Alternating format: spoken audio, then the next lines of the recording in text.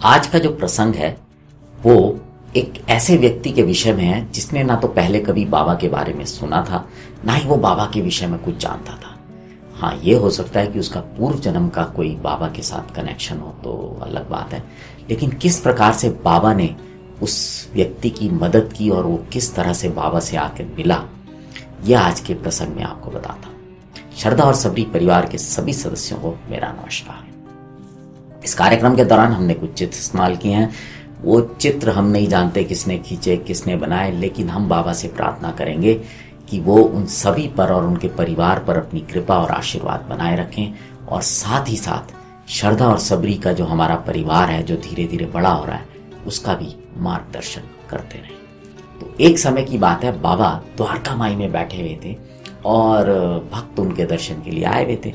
तो अचानक ही बाबा ने बोलना शुरू किया कि एक बार मैं समुद्र के किनारे घूम रहा था और घूमते घूमते मुझे एक बहुत बड़ा महल जैसा घर दिखाई दिया, और मैं उस घर के जो दालान होता है, मतलब आंगन होता है, उसमें जाकर लेट गया, विश्राम करने लग गया। तभी उस घर का जो मालिक था वो मेरे पास आया और उसने बोला कि आप अंदर लेट के विश्राम कर लो, और उसने मुझे बहुत बढ़िया से खाना खिलाया, बहुत अच्छा भोजन कराया, और उसके बाद उसने मुझे एक अलमारी के किनारे लेट कर विश्राम करने के लिए बोला। जब मैं गहरी नींद में सो रहा था तो किसी ने दीवार की ईंटें निकालकर और मेरे खीसे में से 30,000 रुपये चुरा लिए, और जब मैं नींद से उठा और मैंने देखा कि मेरे पैसे चोरी हो गए हैं तो मैं बहुत दुखी हुआ। मुझे लग रहा था कि ये कहीं ना कहीं इसी व्यक्ति का काम है जिसने मुझे यहाँ पर रखा और भोजन कराया। मैं बहुत परेशान था और वहीं पर आंगन में बैठकर मैं 15 दिनों तक इस बात का दुख मनाता रहा कि मेरे पैसे चोरी हो गए, पैसे चोरी हो गए। तभी अचानक मुझे एक फकीर दिखाई दिया और उसने मुझसे बोला कि तुम क्यों परेशान हो। मैंने उसको बताया कि मैं इसलिए परेशान हूँ कि मेरे पैसे चोरी हो गए। तो उन्होंने बोला कि अगर तुम्हें तुम्हारे पैसे मिल जाएं तो तुम एक काम करो। कि उसने बोला बताओ। तो उन्होंने मुझे एक फकीर का पता दिया और कहा कि जो तुम्हें सबसे ज़्यादा चीज़ पसंद है उसको छोड़ दो, और उसको छोड़ने के बाद से प्रार्थना करो कि तुम्हारे पैसे तुम्हें मिल जाएं। मैंने वैसे ही किया और मुझे मेरे पैसे मिल गए। उसके बाद मैं समुद्र के किनारे गया, वहां मुझे एक सिपाही की मदद से जहाज में जगह मिल गई और मैं आपके पास यहाँ आके पहुंच गया हूँ। बाबा ने बात खत्म की और श्यामा को बोला, भाई जाओ, ये जो अतिथि आए हैं इनको अपने साथ ले जाओ, भोजन कराओ। अब जब श्यामा उन अतिथियों को लेके जा रहे थे तो श्यामा ने बोला, ना तो बाबा कभी समुद्र के किनारे गए, ना कभी 30,000 रुपये थे उनके पास, तो मेरी तो समझ में नहीं आ रहा बाबा ने क्या बोला, मुझे कुछ समझ नहीं आया। यहाँ पर एक चीज़ बताना चाहूँगा कि ये जो 2 व्यक्ति जो श्यामा के साथ गए थे भोजन करने के लिए अतिथि, उनमें से एक व्यक्ति की कथा हम आपको पहले सुना चुके हैं, जो कि कोंकण में आपको ध्यान होगा, नौकरी की जो बात हमने बताई थी।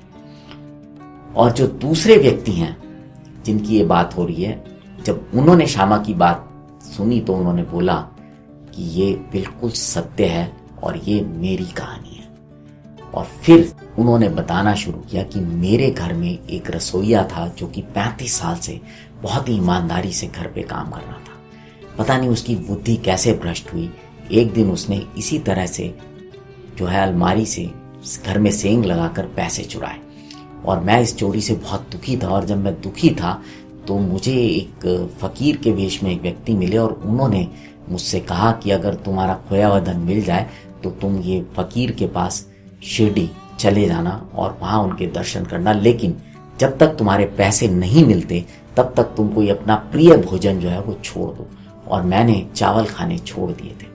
उसके बाद करीब 15-20 दिन बाद वो रसोइया खुद ही मेरे पास आया और मेरे पैसे देकर पछताने लगा, रोने लगा कि मुझसे गलती हो गई, मुझे क्षमा कर दीजिए, मैं ऐसा नहीं करना चाहता था, पर पता नहीं मेरे से ऐसा क्यों हो गया। पैसे मिलने की खुशी में मैं भूल गया कि मैंने कुछ वचन दिया था उन फकीर को, और वो फकीर भी मुझे उसके बाद दोबारा नहीं मिले। और एक दिन स्वप्न में मुझे फिर साईं बाबा ने दर्शन दिए और मुझे मेरे वचन की याद दिलाई, और तब मैं तुरंत ही शिरडी आने के लिए निकला। और जब मैं समुद्र के किनारे पहुंचा तो वो जहाज जो था वो खचाखच भरा हुआ था। तभी अचानक एक अनजान सिपाही आया और उसने मुझसे पूछा कि आपको कहाँ जाना है, और जब मैंने उसको बताया तो उसने मेरी जहाज में चढ़ने की व्यवस्था कर दी और इस प्रकार से मैं उस जहाज से चढ़कर यहाँ शिरडी बाबा के दर्शन करने द्वारका माई में पहुंचा। जिन संत ने मेरे ऊपर इतनी कृपा की उनको मेरे 35 रुपए का क्या लालच। उस व्यक्ति ने बोला कि बाबा तो मुझे यहाँ पर खींच के लाए, लेकिन श्यामा आप लोग तो बहुत खुशनसीब हैं, आपके पिछले जन्म के बहुत अच्छे संस्कार होंगे कि आप लोग बाबा के साथ रह रहे हैं और यहाँ अपना जीवन व्यतीत कर रहे हैं। तो आपने सुना कि किस प्रकार से बाबा ने एक ऐसे व्यक्ति की सहायता की जिसने कि बाबा के बारे में सुना भी नहीं था। ये प्रसंग इस बात को प्रमाणित करता है कि भले हम बाबा को भूल जाएं, लेकिन बाबा हमें नहीं भूलते। ये जो संबंध है बाबा और हमारा, ये जन्म जन्मांतर का है, क्योंकि उस व्यक्ति का भी जरूर पिछले जन्म में कोई बाबा से संबंध रहा होगा, तभी बाबा ने उनको अपनी ओर दोबारा आकर्षित किया, अपनी ओर खींचा। और शायद हम सब भी जो बाबा को अपना गुरु मानते हैं, उनको प्रिय हैं, कहीं ना कहीं हम सब का भी कोई ना कोई पुराना संबंध बाबा से अवश्य रहा होगा और आने वाले समय में भी, जन्मों में भी रहेगा। अब आपसे विदा लेता हूँ। जुड़े रहें श्रद्धा और सबरी के साथ। नमस्कार।